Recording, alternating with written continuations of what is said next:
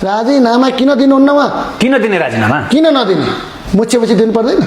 हिजो उहाँले रवि लामिछाने गृहमन्त्री भएर यसरी बसेको बेलामा कुनै पनि मन्त्रीका विरुद्धमा प्रश्न उठ्न साथ राजीनामा दिनुपर्छ भने होइन? रवि लामिछानेलाई भने। अनि के रमेश लेखकले चाहिँ दिन नपर्ने? के युवराज सफरले रवि लामा त खेत गर्नमा ठेक्का लिएको छ? राजीनामा दिनुपर्छ।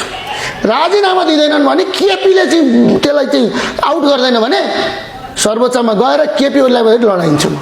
बिजेपी भिसामा मान्छे बेच्थ्यो, नक्कली भुटानी बनाएर बेच्थ्यो मान्छेलाई। राजीनामा दिएर आऊ भाइ फिल्डमा, राजीनामा दिएर आऊ अनि कुरा हुन्छ। किर्तिपुरको डाँडामा गएर 5-7 लाख कमाउने भन्थे, दिनमा यहाँ 50 लाख कमाइ हुँदो रहेछ होइन? यो अचम्मको कुरा छ। यत्रो 50 लाख कमाइ हुँदो रहेछ, त्यो डाँडामा को जान्छ भने? डाँडामा ल्यापटप बोकेर को जान्छ? बेकारमा मान्छेलाई 5 लाख कमाइ हुन्छ भनिदिने, उता अलमा ल्याउने।